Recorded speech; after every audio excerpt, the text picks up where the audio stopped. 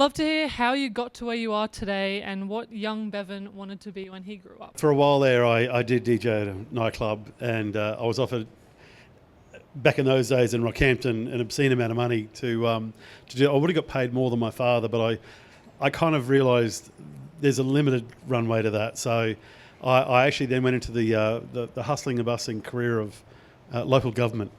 And anyway, there's a bit of a journey from that. But when I was younger, I really didn't.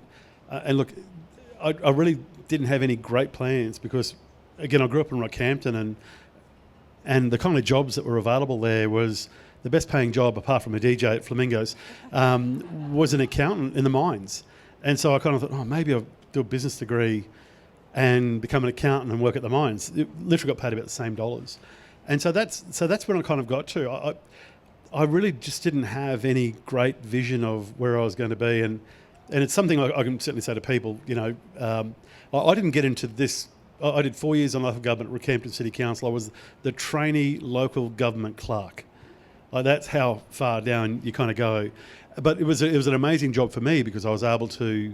I worked in every department of the council, and back in those days, to become a CEO of a council or a city, you had to be what they call a town clerk. So I had that, but also realised that wasn't for me. But I always liked playing with computer games. You'd always find me riding around when I should be studying, copying games between my friends, Commodore 64 back in those days. And I always liked computers. And so really I think the only thing I could think of outside of an accounting degree is somehow getting into computers. And that was my segue at council. They were doing a change to the local government information system. Data 3 would know a bit about that. And I really kind of thought, I really want to get involved in IT.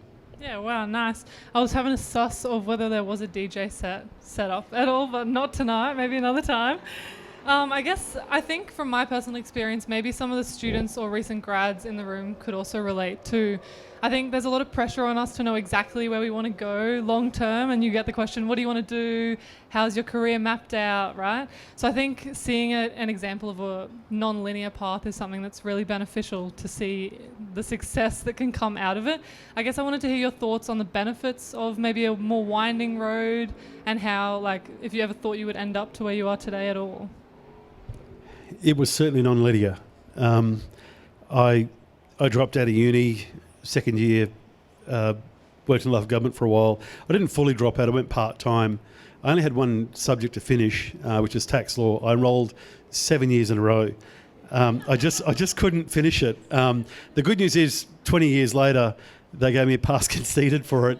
They also gave me an honorary MBA sometime before then, but which my beautiful wife Jodie's here.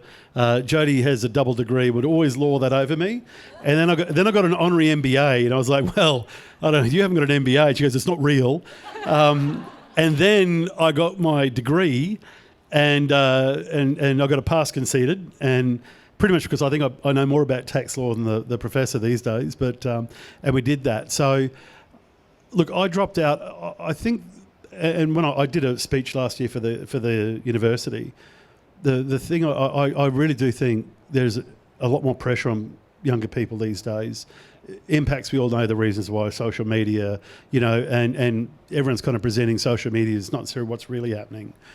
The thing I'll give people is, I was so fortunate that, and I even said this to my daughter just recently actually, she's going through uni and certain things, and I said, one of the greatest benefits I had as a younger person, no one really had any expectations of me, right? And you could see that the kids that go through and are high performers, they see that level of expectation carry on through that. And I think, when no one really thought I'd turn out to be much, which granted I gave them every reason to, it just gave me the freedom to do certain things. And then this internet thing came along when I was 25. I had no idea what I wanted to do, but then I went, okay, I want to be in IT.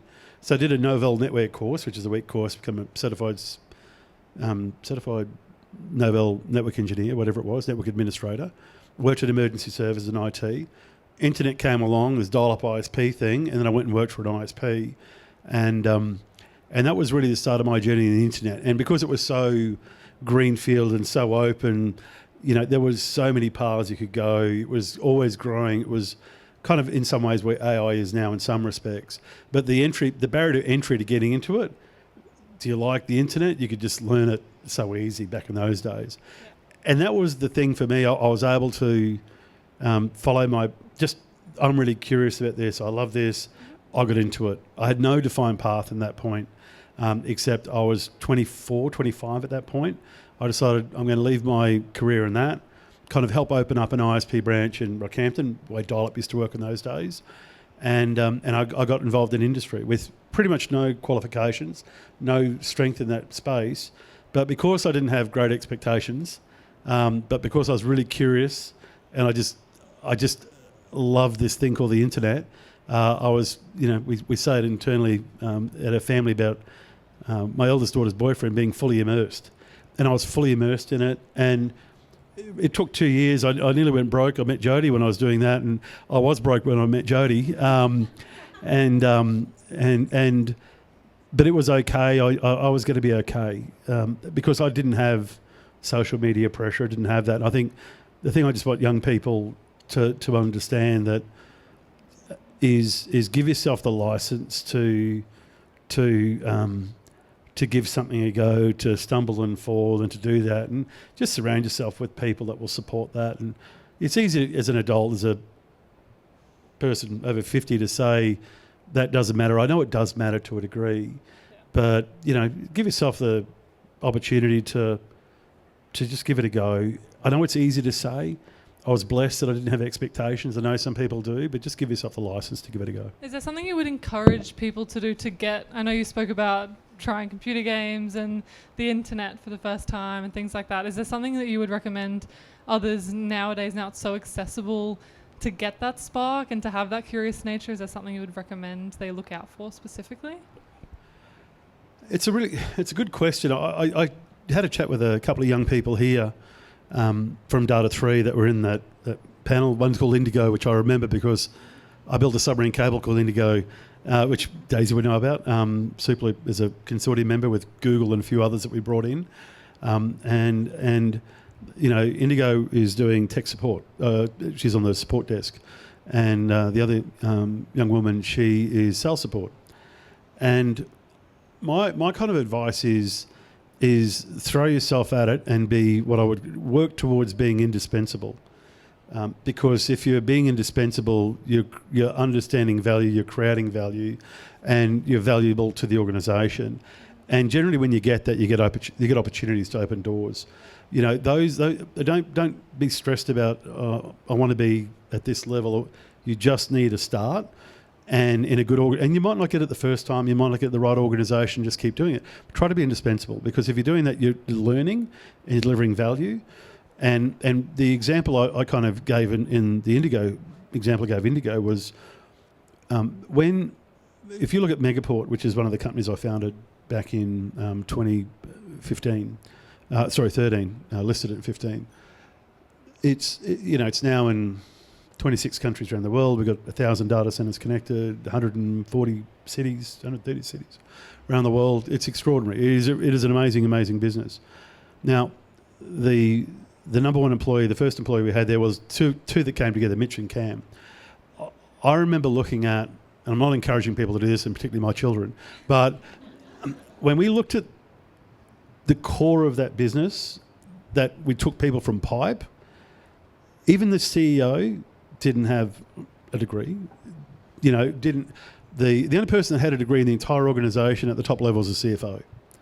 And I'm not encouraging people not to do degrees. I actually think degrees are good, very good. You learn structure, you learn the really important parts. But it does show you that if you are curious about something and apply yourself and just give it a go, and don't wait for people to give you an opportunity. You have to at times, but really just try to be that indispensable person and adding value. In the Indigo case, Cam Daniels, who's employee number one, started in the NOC. And he came over and wrote all the back end code with Mitch, and he left for a period, and he come back, and he's now global head of everything technical. And the example I gave, the other young lady, she was assistant in sales, and I said, well, Belle Lajoie, when Belle started, when she was 18, she's now not 18. Let's go. Yeah, well, I'd say she's been working with me for 18 years. So as long as she's, before she didn't work with me, it's called Stockholm Syndrome. So, but Belle started as the assistant to the sales assistant, right? Left home at 16, 18 was that. And I hardly knew Belle, except the thing I knew about Belle is a ferocious worker, very great integrity. I could give her stuff, she'd take it on, she'd deliver. And, she went from the assistant to the sales assistant to becoming the sales assistant, then becoming sales admin. Then when I started Next, I needed someone to run Salesforce for me and be the sales admin for the whole company. So Belle come across to Next DC, she did that. And then I said, you should run channel. You're better at sales than the guys. And self-doubt and stuff, whatever, usual thing. Feeling imposter syndrome. So I threw her into it, regardless what she said. And then, 3 years later, I started Megaport. I really took Megaport to the next level. And she came across as head of revenue at Megaport. There's two conversations I had just before with a person in help desk, as you need to go there, help desk and yourself in terms of sales assistant. Sometimes these opportunities are just sitting in front of you. And like I just give you the recommendation of be indispensable. And because if you can get to that point, then you will be indispensable. And more importantly, you'll be incredibly valuable and be given opportunities outside, if not in that company, in any company that's moving forward. I know we spoke on Monday as well about the importance of showing up literally as well. I know the work from home situation now is obviously a opportunity for people to take at home, but showing up is something that after Monday, I've reflected on a little bit and thought, even though I get 3 days at home from the office, I can show up all 5, like that's allowed. And I think there's so much benefit in it that you often don't realize. A quick coffee chat in the kitchen or something can go a long way. That's how I kind of got to where I am even at Data3. So yeah, big benefit there. I wanted to also shout out the Women in Digital annual report that came out last month. We were thrilled to have you attend the launch in Sydney with Robin Denholm as well. We talk about male allyship and the importance of that there. Now, you spoke about Belle as a great example. I wanted to talk a little bit more about, is that something that I know you encouraged her and others, maybe when they didn't see it themselves, but is it something that happened more naturally, you think, or you sought that out more explicitly? Yeah, it was more naturally. I didn't have an agenda to say, I want this many people. And understand this has been going for, 20 years, right? So I've been doing in my own business for nearly 30 years. So I just back to that point on showing up, and I think it's important because, I say to my kids, my daughter's in London working somewhere, they can work 5 days remote. Yep. And I said, you've got to be at work at least 3. In your position, I'd absolutely be at work at 3. I'd be probably work at 5. My son is working at a property company. He's there 5 days, and he is literally the first one in and the last one to leave. And his ascension within that organisation has happened really quick. 2 years was, small stuff. But when I say ascension, he's just getting quality work now and he will take any work they give him because he'll just chew it up, and I just won't say no, I'll just take it, and I'll work longer hours. That's what he wants to do, right? I'm not saying it's for everyone. But the thing that I feel, the reason I feel passionate about that, I actually feel as passionate about the older people not turning up to work because, and I understand why, they've done their time, they've done whatever. That conversation had be indispensable, be invaluable. They are indispensable and valuable, so you'll give them the leniency on that. But their experience is invaluable. And that's the element I really want people to be, because I really want the not just young, but the newer people to industry. You're completely right. The swivel chair moment is probably singularly the most important moment. And the chair swivels both ways, right? First is, I've got a problem with this. I can't figure this out. What do you do? And then person swivels their chair and go, hey, I did this, I did that, whatever it might be. And that's really important because they're able to give you that knowledge and share it. The second one is where this person is working on something really cool and you go, hey, that looks pretty cool. What are you working on? And they're doing that because I think that's me now. I'd be turning up to work, and I know workplaces are different, and we find it challenging ourselves, and sometimes team will say I sit in my office because I'm dealing with crazy stuff all the time, but I've got to consciously make more time to step out. So that's that. The main question that you asked was about male allyship. male allyship. Okay. So, but I really want to talk about that. So I know it's not a popular thing, but I think it's both ways. We got to have the older people or the more experienced people turning up to work to make sure it's valuable for the younger people to get that transition of knowledge. Male allyship. No, it wasn't really anything that conscious.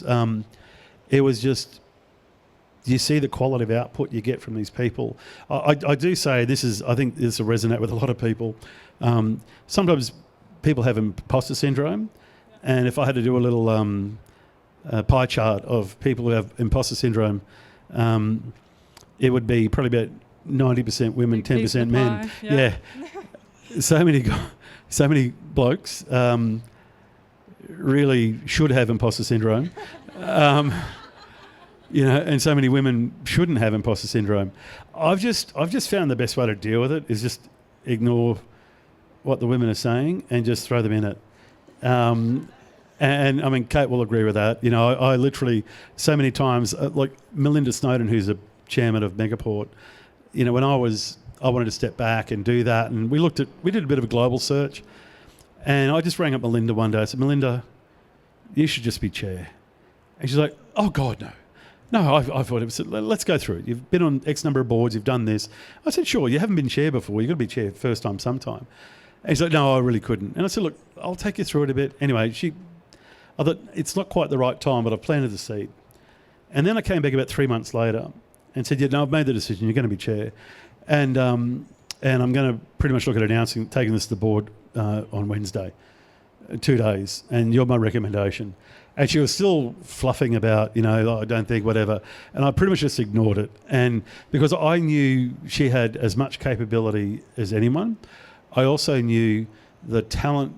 I did make a couple of exceptions there because the depth of the talent pool in public board directors and women is shallow, and I don't want to keep appointing the same women to new boards. Part of my job on a board level is to get new people in. So I would typically try to get, Steph Lay, Melinda. I got Glow from the US. That's one part I made a conscious effort to get more people in the pool, so to speak, and that was good. But again, I kind of usually have to drag them kicking and screaming at times, and I'm not kicking and screaming, but through that self-doubt, and they get confidence. The fact that I'm just saying, I'm sorry, you're just doing it. But I'm here to support you 100%. And look at Melinda now. It's been probably 2 years, and she's an excellent chair. And to see her step up, but also to see the confidence in herself, it's been awesome. So I listen to what they say. I take it on advisement, but if I think they're wrong, I'll ignore it and I just put them in. Love it. Obviously, you've been very successful as well yourself, Bevan, apart from all the leaders you've had in your companies. I also want to hear about some of maybe the failures or lessons you've learned along the way. I think we could talk all night about Bevan's successes. 5 companies listed on the ASX. The list goes on. Numerous awards. But yeah, on the flip side of that, over the fence, maybe any failures or key lessons that you've learned along the way. Look, I need a bit of wood. I haven't really had many failures yet. I've gone close a few times. I have had one or two. When I left that job, I kind of opened up like a little license or a franchise for this ISP in Rockhampton. The company was called ProNet back in about 96, 97. And I set it all up. We put the stuff in Rockhampton. I'm 5 weeks in, and I knew they were going to go bankrupt. I was like, crap. One thing I did remember from my degree is the concept of accrual accounting. So if someone gives you $500 for 500 hours of internet, you just don't spend the $500. You still owe 500 hours of internet. And this is back for the dial-up days when you're paid by the hour, not whatever you pay these days, but gigabytes. But and I was like, these guys are going to go broke. And it was pretty harrowing because that was everything I had. I didn't have much, but it was everything.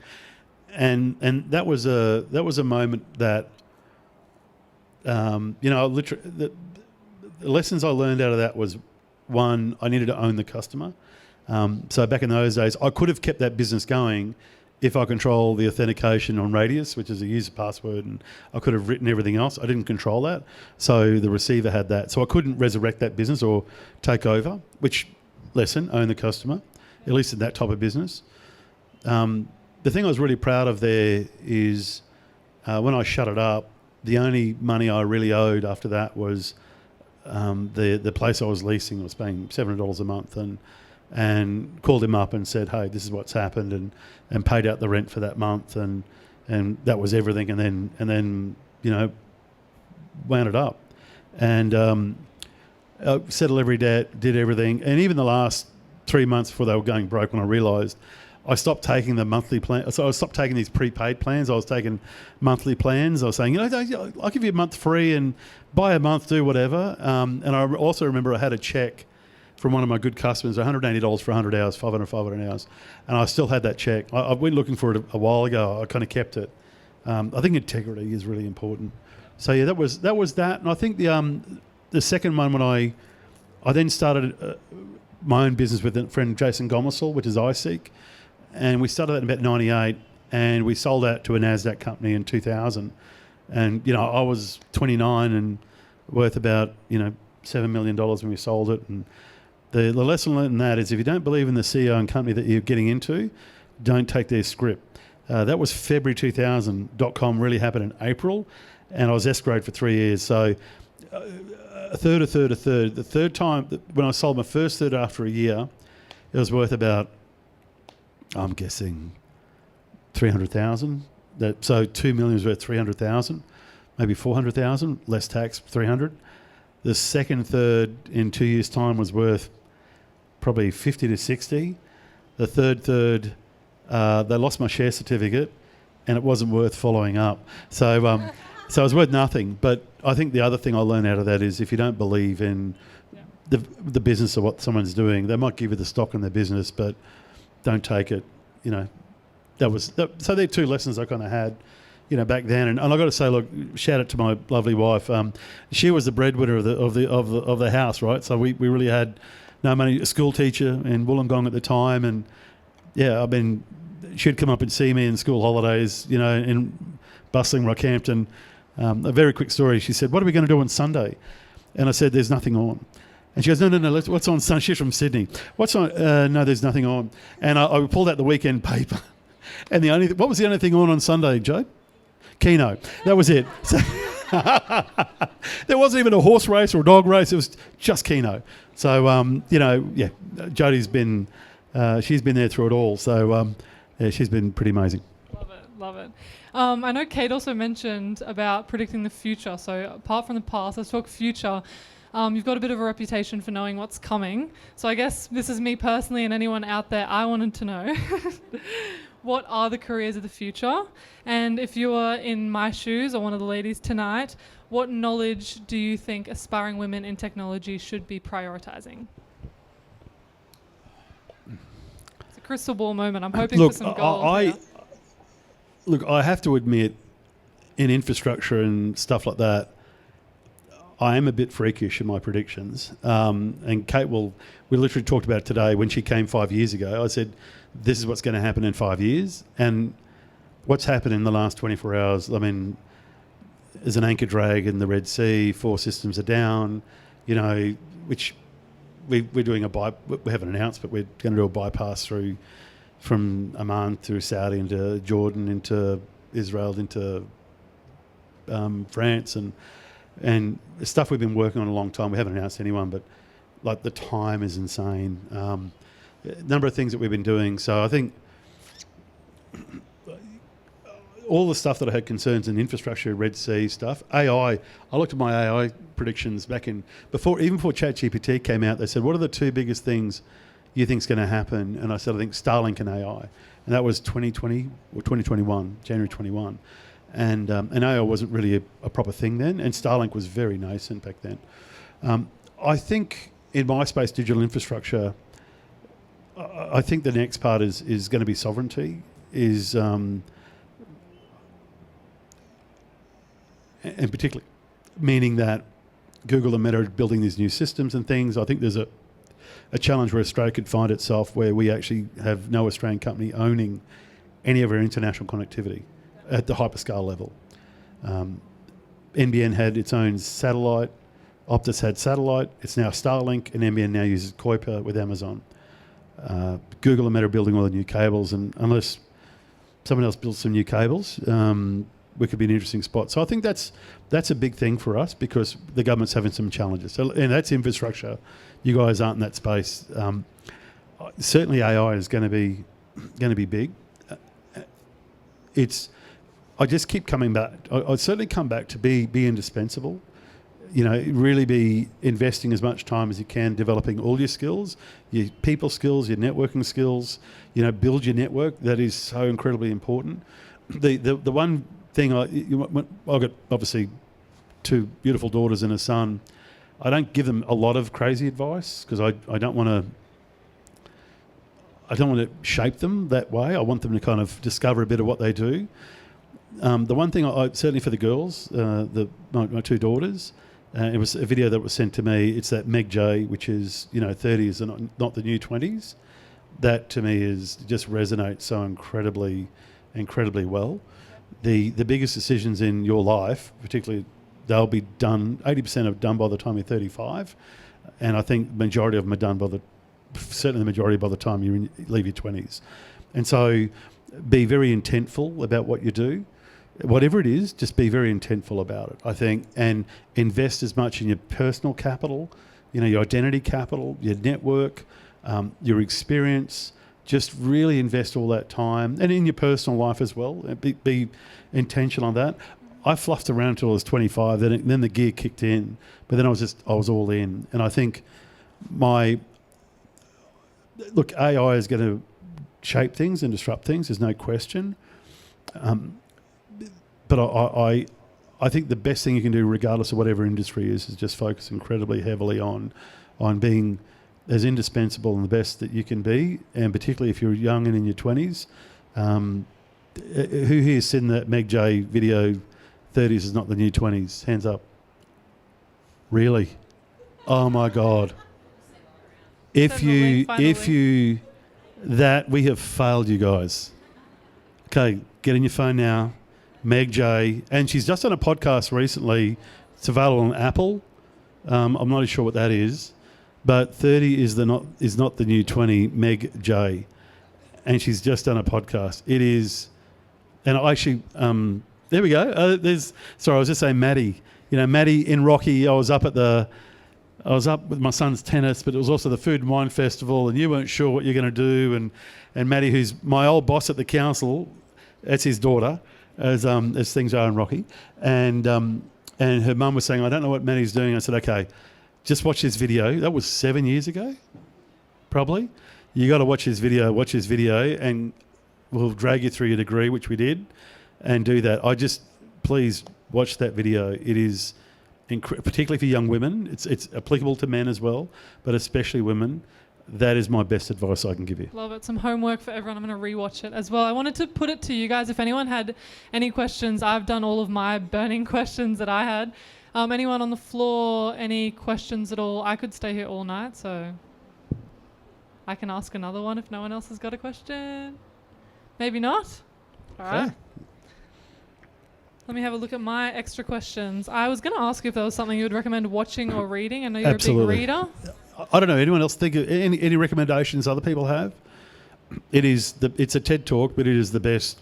I don't know how long it goes for, 10, 15, 20 minutes. It's outstanding. Do yourself a favour. Yeah. Did you want to Yes. give the mic? I'll give it. It's probably a question and a statement. So I'm Yaz. I'm a former founder. My business liquidated almost a year ago. You were one of the first people to comment on a post I wrote on LinkedIn, and you publicly ensured that failure was not failing. And I just want you to talk a little bit more about that, because I think as women, you touched on imposter syndrome, but what I really want to hear more about is how proud we can be when we mess, we stumble, we fall. And I had a former CEO that bankrupted my business. I was eloquent in the announcement. And when you commented on my post, I felt proud of my failure. So I'd love to hear more about how we can help people feel proud of their failures. Yeah, look, I mean, Yaz, we've only met a few times even before that, but if you meet Yaz, you know Yaz, right? She's an open book. She's heart's on her sleeve.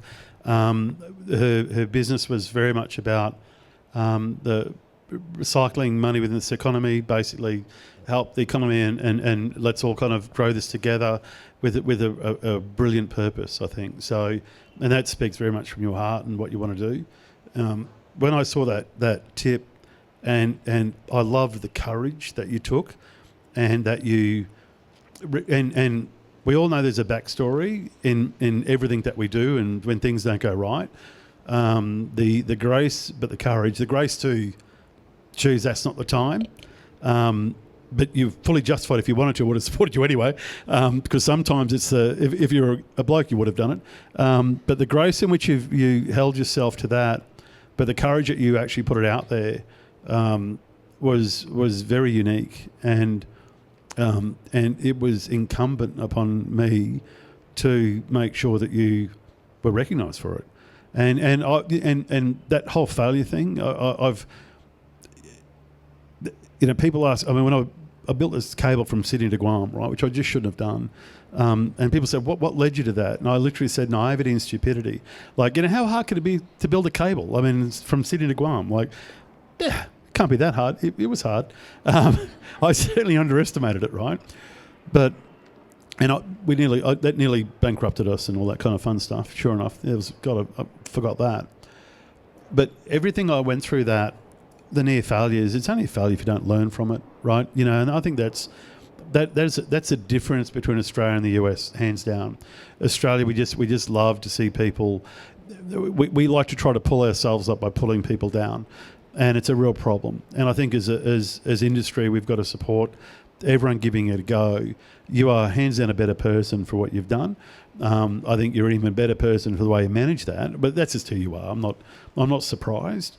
But yeah, it's incumbent upon me to do that, and I do that every time. So, no, you're a good egg, Gaz, and I think it was important for other people to see that, and people really got onto it from that, right? They went, hey, we do that, we got to celebrate it, and it's not that you gave it a go, and it was a brilliant. And sometimes in my businesses like Megaport, it was 2 years. I always say to people, and this happens, I was 2 years. We hardly had any customers.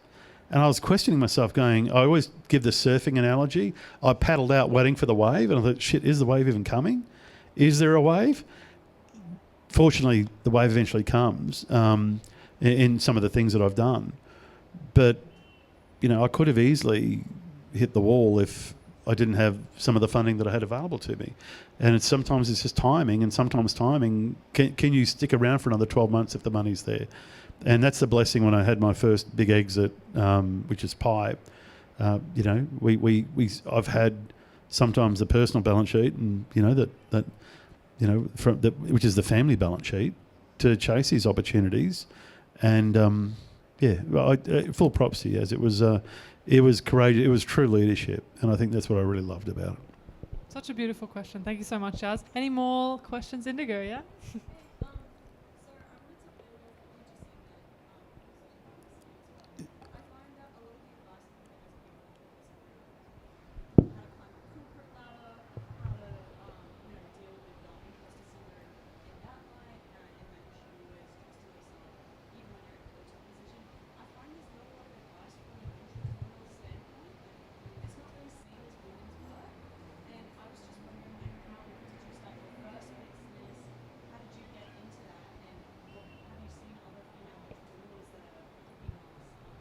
I just missed about 4 words there, but they were probably the most important 4 words. What was so you took me through that and about, here we go. Sorry, I was going to ask, how did you get through your first business? How did it come to be where you leapt out and took that first step, and how did you feel? And have you seen other females, do that as well? Yeah, I have. It was funny, we were here for Riverfire, which, as you can imagine, was a good bit of fun. I don't think women take that step enough. so we're here for Riverfire. One of the partners, one of the staff members was here, and his partner pulled me up and said, look, long short, she said, I've got a master's degree in whatever she's got a master's degree in. I spent 7 years, I've got this debt, I'm working for this organisation. I'm getting paid $85,000 a year. And he said, do you think I should get paid more? And look, a few drinks in, you know, so, which is great, which means less filter, right? She's straight to the point. And I was like, well, tell us about what you do. And she told me what she does. And she does, part of what her thing is, she provides some level of certification. I won't go into what it is, but a level of certification. She said, what does the company you work for build for that? She goes, about $70,000 a month, right? I was like, crap. Okay, so you get paid $85,000 a year and the work you do creates $70,000 a month, right? Even if you halve that, $35,000 a month, that's $420,000 a year. And she's like, yeah, you know, how do I, and for me, in that situation, I said to her, why don't you just find a friend in that business who complements what you do or does what you do, and you have that, and just go start your business yourself. And she goes, oh my God, I couldn't start my own business. That would be terrible. I said, you just did 7 years and a PhD or whatever, or master's in whatever. Like, zero solves that problem. Go get a Xero small business account and it'll do your BAS and whatever. It was this self-doubt issue, right? If it was two guys, I'd probably go and do it. It's a really good question, and I actually want to think about that. I don't have a direct answer for you, except that that imposter syndrome part's there. I think there's also, and part of my logic behind doing that is if you're actually doing it for yourself, there's a reasonable chance you'll have greater flexibility in time when you're having family decisions and things, and you can work from home, you can do things like that. I certainly thought in that instance that was actually a really big opportunity for her to take with a friend. I really hate to say I don't have a master's or PhD in how to. I just do. I'm like the bloody Joker in Batman. I just do. You know, I just do what I do. But I really do think that more women should actually do their own business, and you don't have to. It doesn't have to be, you know, a NASDAQ company. You know, when you want to find that balance and whatever you want to do, it could just be, you know what, I want to find a friend, have a small boutique, something, 2, 3, 4 people. It'll probably start there and turn into something bigger if you want it to be, but you've also got great empowerment that comes with that. And I just really encourage you to do that. I think it'd be really great to tell us a bit about not just what you're doing now, but also the journey in terms of getting there. I think your path to getting here. Give us a bit more detail in your case, certainly, Daisy. So for me, I started just with a curious mind, and Bevan, you spoke about that before, curiosity. But my curious mind led me to very much into the technical space. And so I have a father that's in the medical field, and it was always expected that I'd go into medicine, but I deviated from that and went and moved away from Perth, from being from Perth, to study robotics and mechatronics engineering, which at the time, 20 years ago, was only available over on the East Coast. So I moved away. And then from there, I went into automotive. I worked at Bosch. And then from there, went into Thales. And I was part of a team designing military vehicles, which is like a nerd's dream, right? Out in Bendigo with the Bushmaster. Stayed there for a bit, and then, long story short, went into telco through the satellite program. So designing and launching satellites for NBN, now replaced by Starlink, Kuiper, but whatever, yeah. But that was a long-term satellite, geostationary satellite. At the time, it was the right tech for what was available anyway. And then from there, moved into commercial roles. And so this idea of a linear path, I never continued down a technical path. I very quickly moved into project management and ended up negotiating commercial deals. And then from there decided, I can do this law thing. That's not that hard. Surely, just like you said, I'll give it a go. And then I did a Juris Doctor in law to build out that skill set, and then moved into M&A, and, the rest is sort of history. So definitely not a linear path at all.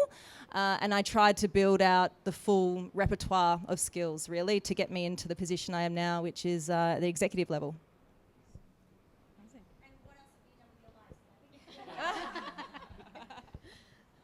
Yeah, that's hard to beat. So I started my career back in the UK, where I'm from, and I started in tech support. So very much like crawling under desks, patching cables back in the 2000s, and very much technical support roles going forward for the next couple of years. And then I pivoted into digital forensics, so investigating corruption in the police force, moved over to Australia, and that was obviously a very interesting role and very hardcore, I guess, going on to like dawn raids and raiding police houses for evidence and things like that for digital forensics. And then I spent a few years in corporate doing the same thing, investigating like white collar crime in the Big Four. And then I pivoted again into what I'm doing now, which is cybersecurity, governance, risk compliance. And I've been working in that role for the last, in that field for the last 8 kind of years. And I'm now head of cybersecurity at Megaport, which is obviously a tech company based in Brisbane. Thank you. So I have a HR background. I kind of fell into it. I went to uni, did a business degree, and didn't like any of the other majors. And so I thought, I'll do HR. And it worked out well for me. So I have moved across different industries, started in mining, moved into consulting, so consulting to small, medium businesses, did a really long stint in retail, and then have arrived at tech telco. I guess the interesting part of my career, a lot of the time that I've spent has been working for owner-led businesses. And the cool part about that is you get to build frameworks from the ground up, you get to evolve them as the business changes. There's a little bit of chaos at times, which is awesome. And I've really, really enjoyed my time. About kind of 6 years ago, I made the decision that I wanted to transition out of human resources and more into general operations. And I was, to use Bevan's language, fluffing around a little bit, making excuses about, why I couldn't do it. And I toyed with the idea of an MBA. And I was reading a book, and I wish I could remember which one it was, but there was a whole chapter around, you make time for the things that you care about. And then the next day I enrolled in my MBA and finished it last year. And as Kate said, Belle has gone on parental leave, and I've got an amazing opportunity to move into a chief of staff role here at SUBCO, which is basically like the intersection between strategy, operations, people. And it's been great so far. So, yeah. So, the thing I love about the panel is we've got 3 very different kind of streams in terms of paths, and I think it's fair to say definitely not linear path. It wasn't, I'm going to do this through there. Was there any kind of doubt through each of you kind of making some of those steps? Because as you said, it's not a smooth progression. It's a smooth progression in some respects, but you're switching streams here. Was there any doubt during that transition at all, or any fears and concerns? And we'll probably start with Christy, and if there were, how did you kind of get through them? Or was it just, it's easy? Definitely didn't think that. I was going to call you out if you did say. I was going to say if you're lying. I would never. Definitely had doubts. I have them right now, honestly. I think I'm someone who gains confidence through expertise, and obviously working in human resources for a long period of time, you gain knowledge and expertise, and you become that person in the room that knows the most, right? So when you're navigating a career transition and you're stepping into places that you aren't the expert, of course those doubts creep in. In terms of how I handle it, I literally voice it to people that I deeply respect, and oftentimes they give me feedback, they give me insights, and it's just a really good kind of perspective shift and a reset. And you go, oh yeah, I'm good. And so that's kind of how I navigate it. Excellent. Amanda? Yeah, I'm similar in that I have a really good partner who is really supportive, and he's like my biggest cheerleader. And so he kind of coaches me in those moments of doubt. And when I was promoted at Megaport, actually, and I had a lot of moments of imposter syndrome, like, what the hell am I doing? I can't do this job. But then you have to think it through logically and say, well, it wasn't just one person who thought you could do this job. It was probably multiple people who put you up for this job and agreed to this, position happening, and, give yourself credit. And then actually after a couple of years, you look back and think, yeah, I've got this. And like those moments of doubt just fade into insignificance. And I think just giving yourself those moments of looking back at your achievements and what you've done and how far you've come is really important.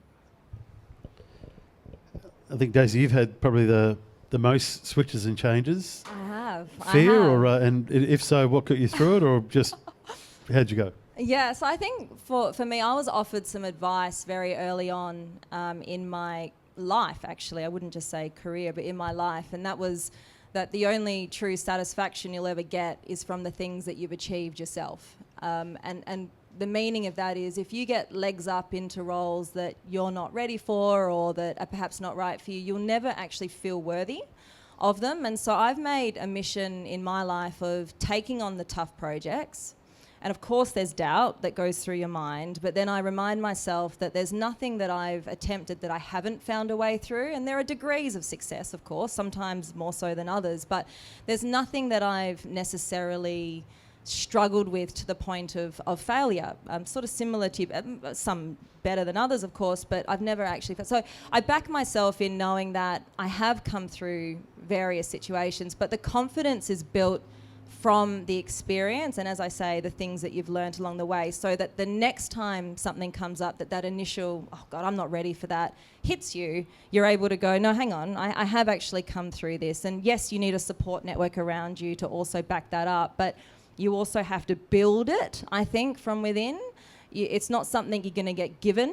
I think you have to build it. And perhaps we spoke about the difference between men and women and how men will say, yeah, I can do that without even worrying about whether they've got the experience to do it. It's like an innate confidence that they get, and it's sort of forced on them by society, I think, from a young age. Like, you will be great, you will do these things, and as a male, you're just gifted to do that. Whereas, at least from my generation coming through, we could just quietly achieve in the background, I find, or I've had in my career.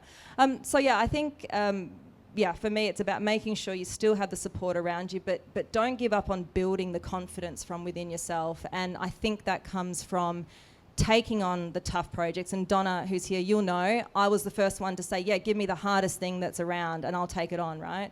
And I back myself to do it. So that would probably be it, to build the confidence from within if you can. Yeah. And it's really like a muscle, isn't it? You know, the more you use it, the better it gets. And the next time you do that, you've got to exercise that muscle and kind of leaning out a bit and giving it a go. And yeah, if you don't do it, I think when those opportunities come, you mightn't have quite the strength, or just seem too hard. And that's brilliant. Now, I know there's going to be a loaded question. This one's for Christy. I'm looking forward to the answer. So, Christy, Mum, twins, everyone is, very busy, but Christy, you managed to get yourself a set of twins, 3-year-olds, beautiful. Now, I think the question I'm going to ask you is, obviously you're balancing work, you're balancing your personal life. The question really is, what's the secret to doing that? And would you have what advice would you have for people about that, balancing career, balancing personal life, balancing all in personal development, all those things? So the loaded question to you is, what's the secret to making it look so easy? Do I make it look easy? I think just have one baby at once. That's the first thing. I think navigating, work, study, life, it's probably one of the most difficult periods of my life, I would say. But one of the things I learned is there is no secret. When we talk about kind of work-life balance, you look at, the pillars of your life, I guess. So you've got your study, you've got your work, you've got your family, whatever else. And women in particular feel a real pressure to have everything in equilibrium at all time, and it's actually not possible. And that's one thing I learned as I was kind of navigating through that period. And I guess the biggest thing is that you have to make sacrifice, you have to make trade-offs, and as you do that, and as you accept that, you realise that it's possible, and you can kind of let go of some of that pressure that you have on yourself, and you give yourself a little bit of grace as you transfer kind of through that time. That's kind of how I managed it. I don't know if I made it look good though. I think you're being kind there. Well, yeah, we certainly have some chats about kids, and you know, me being a bit older, a lot older. A lot older. You know, I'm giving. I think Jodie and I are kind of giving people this. They're seeing our kids are 20, 23, 22, and soon to be 21. So you know, we had kids 3 under 3. I think 18 months, 40 months. So we're giving a lot of people hope with young kids. Oh my God. You guys are going on holidays. Oh my God, you guys are doing this. It's I got to say, life's pretty amazing. The only thing I will say though is, you know, there's a great line from the Office TV sitcom, and it was this line where he says, "I'm going to get it wrong. Please apologise." But the vibe is, I wish someone could tell you that these are the great years before you leave the great years. You know what I mean? True. And that is, I guarantee you. People, you know, young kids, these are the great years. They're the hardest years, but hands down, these are the great years. So I know it's hard and it's there, but yeah, it's good. I'm gonna skip. I'm gonna go to Daisy this time, and then I'll come back to Amanda. Amanda, sorry, Daisy, you've got obviously kids and life, and seems like you've been busy in between. You know, a few things going on. Well, how many degrees have you got? I mean, technically 3, but it sounds better than what it is. But yours is more real than mine. That's the point. But I think this kind of question around balance is a really important one. I'd love to get your perspective on it. Yeah, and I think balance is a very individual thing, and we sort of spoke a little bit about this before, the panellists and I. It's a very individual thing because balance for me perhaps doesn't look the same as balance for somebody else. And I'm being quite vulnerable and honest about this because I get pure enjoyment, elation out of working. And I'm at my best when I'm absolutely challenged at work. And I have a 19-year-old stepson and a 5-year-old daughter. So I left it very late in life to have my own child. I didn't really have a plan for that. I froze my eggs when I was 29. Thinking, well, I just don't know. It's a small price to pay for optionality in the future, and I just don't know if that's where I want to go. But just in case, I believe in science, and I went and did that. Anyway, fast forward to now, I've learned a lot about myself in that process because as much as there's an expectation as a female that you need to be there with your child all the time and you have to be the primary carer, that was certainly not my journey. But not only was it not my journey, I don't think I would be happy if that was my journey. So being perfectly honest, I need to limit my time to make sure that when I'm with my daughter, I'm 100% there with my daughter. There is nothing else on my mind, there's no distractions. And whilst the time that I'm with her might be short, relative to perhaps what somebody else would enjoy, which is a full-time carer or being around their children a lot, for me, I needed to have it to be balanced actually a little bit more towards work, right? And that's hard to say because it makes me seem like I don't care about my family. I do. I absolutely do. Otherwise, I wouldn't have had my child. It was a very conscious, deliberate thing that I did. But I just know myself well enough to know that it's inbuilt within me to have to keep stimulated with my mind and have to maintain my work-life balance. And to the point where my husband now actually will say to me, if I'm appearing to be distracted, you just need to go do whatever is on your mind, just go and do it and then come back. He knows me to know which buttons he has to press to make sure that I give my best to the family. And like I say, I have to make sure that that's small because it creeps back into my mind and it comes back. I'm horrible on holidays, like horrible. So it's being vulnerable and sharing that about myself, that there's not, and I'm not saying I've got all the answers, I certainly don't, but I seem to be keeping the family unit together okay, but there's acceptance on who I am and what I need to be happy from my husband. And, you know, we've got an arrangement that we set out, again, typical German, and everything needs to be in place. So we had discussions early on about what I need, what he needs, and we found a way to move through that. So somehow found a way. And look, I think that's, I just want to say a really big thank you for being so honest and transparent about that. And we did speak briefly beforehand, and you were kind of saying, oh, I don't really want to say this. And I said, no, it's actually really important. And what it is, and I kind of said, it's the framing of it, you know, for me. And I really encourage you to say that because it is such an individual choice. but fundamentally what we kind of discussed was it is that overall family unit that makes a family. And some people have a little bit kind of eccentric, or I'm very scattered, you know, I know, darling. You know, but that's who I am, and I'm always thinking, and I'm always doing these things, and that's okay, you know. And it's not just the guy that can do that, or the whatever can do that.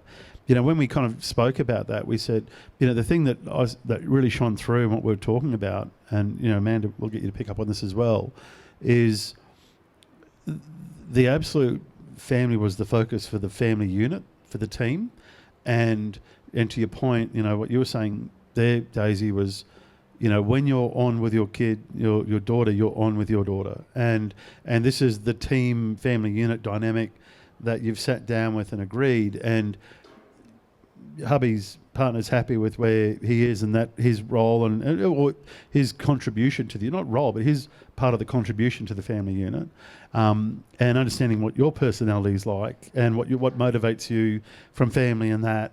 And it's a team that's kind of done that, and it actually takes a lot of courage to admit that in the family unit as well as to people, because if you don't do that, that's when family units can break down, right? Because you're not being honest to your partner, not being honest to your kids, whatever, and people can feel like, hey, this isn't what I signed up for. But you've really clearly articulated that with your partner, and things change over time as well, and that's the role of that you guys have done. Amanda, I mean, in terms of your side, I mean, you've got children as well, and you've got a partner, and is that kind of consistent with where you are? It's a family unit discussion about.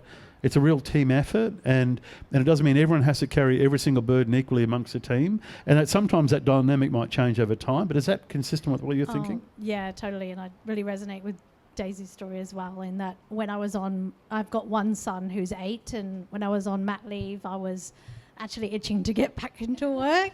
Not that I don't love my son completely, but I just needed that stimulation as well. And I've always, when I get stressed at work, I always say to my husband, oh, I wish I was doing something like less stressful. And he said, come on, you'll be bored. You'll be like out of your mind bored. Like, you need this. But in those moments where you really are stressed and juggling everything, I think having the family unit and your an understanding between you, like, okay, I've got to go into work and it's going to be a big day, but you've got this, I've got everything in the fridge for you to like feed my son and all this kind of thing. Like, just kind of organizing your life as well is so important. And I was saying before, like outsourcing things where you can, things that aren't important, like if you can afford some kind of help in some way. Not everyone can, obviously, but if you have that network around you, friends, family, you know, a neighbor who can pick up your son sometimes, and yeah, just it takes a village, I guess. Yeah.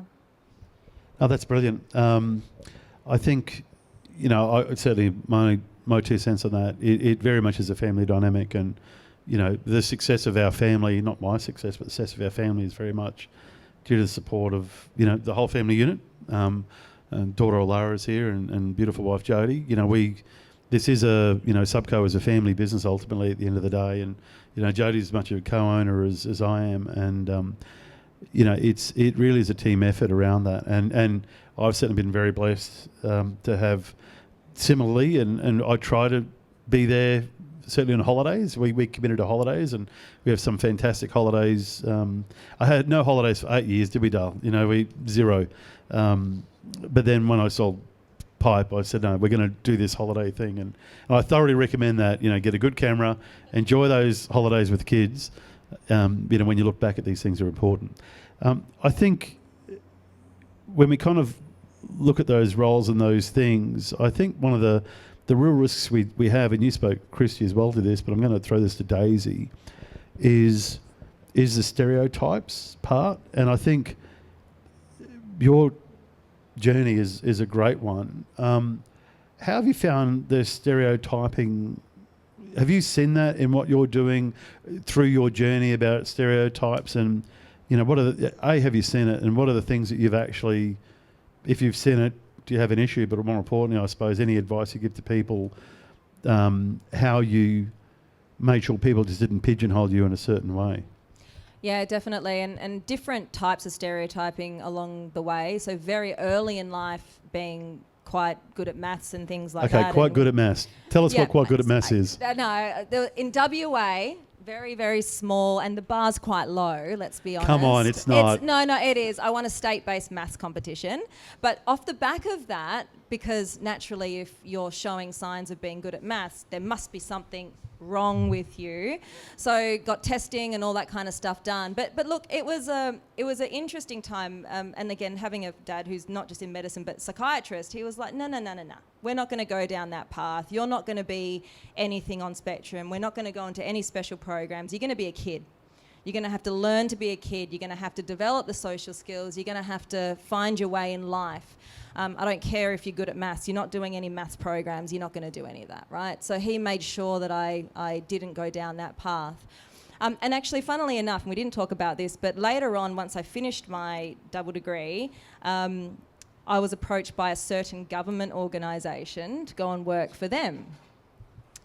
And so there's a few of them. I think it could be spooky one. The one we don't know about, right? The one we don't know about. Anyway, so went down that path and did there was a 9-stage process. The final stage was an 8-hour interview with a psychiatrist, right? So you have to sit down and they know everything about you and they need to know if you're going to break under pressure